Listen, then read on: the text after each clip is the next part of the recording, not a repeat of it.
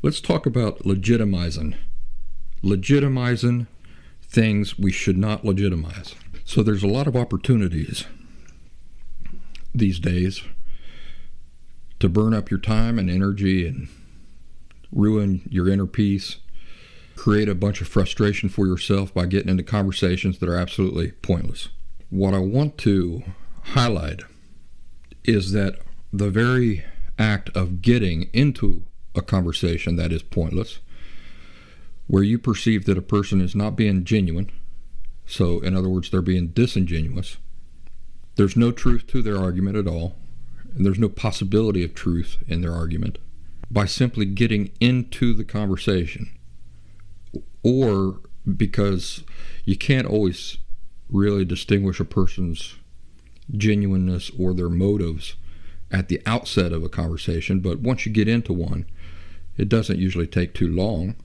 Once you notice that a person is being disingenuous, or their motives are something other than they're even admitting to themselves, by even continuing to engage in a conversation like that with somebody, you're legitimizing on some level not only their argument, but them and their intentions for the argument.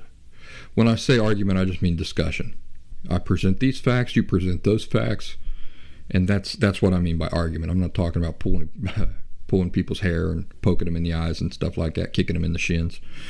No, I'm just talking about discussion, that type of argument. But, you think about somebody pulling hair, poking you in the eyes, kicking you in the shins and stuff like that, and you engaging in something like that, that's just as pointless, isn't it? Once you see something going that direction, you'd say, well, why would I do that? Why would I put myself into that situation or stay in that situation when I can just walk away from it?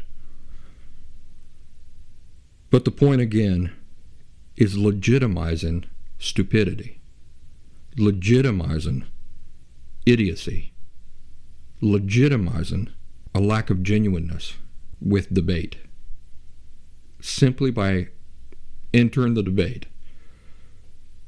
If you've already perceived that it is a disingenuous debate and the person is not being genuine, simply by doing that at the outset, you've legitimized part of their argument for them. Kind of goes back to motives, don't it?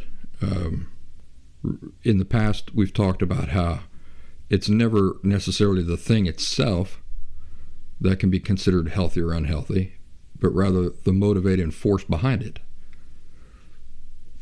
So when I have discussions with people, I'm not just listening to what they have to say.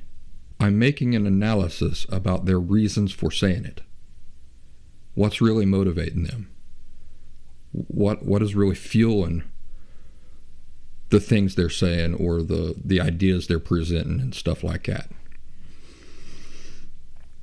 So again, simple act of debating somebody or continuing within in a debate grants another person's assertions some measure of legitimacy.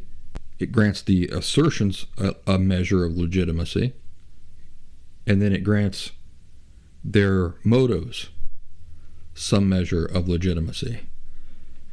And so I take that away from people. I rob them of that. Do it all the time. And the way I do it is I simply don't engage in discussions with them about it, because it's a lot of them are so absurd. I say, for me to even get into a discussion about this is me saying, on some level, you've got an argument there. You've got a point that I need to argue against. Well, when something's so stupid and so false, it doesn't even deserve that, because it's devoid of any legitimacy. It's devoid of any value. For example, if you say to me, celery can cure cancer, if I'm willing to get into a deeper discussion with you on that topic, the mere fact that I'm willing to discuss it further, what does that indicate? It indicates that I'm not completely convinced you're not wrong about that. Right? That I at the very least see the possibility that what you're saying could be true.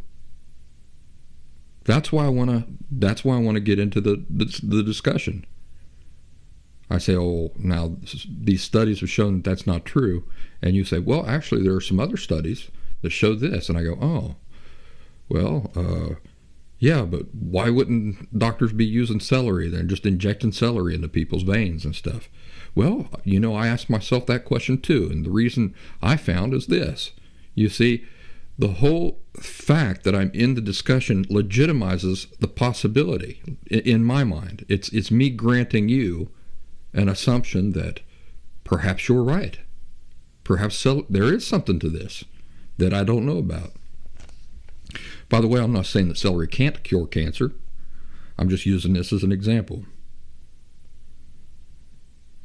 So you say celery can cure cancer, and I go, oh, well, what makes you think that?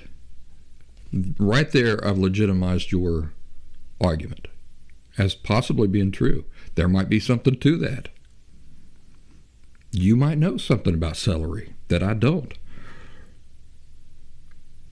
Or, at the very least, I believe that you're genuine in your belief, right? You're not being disingenuous with me.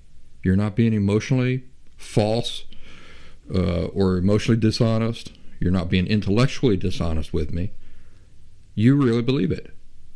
Otherwise, if I perceive that you don't even really believe that yourself, but for some reason you're adamant about that, having that argument anyway, me getting into the argument legitimizes it. So what is the thing that tempts me to getting pulled into the debate?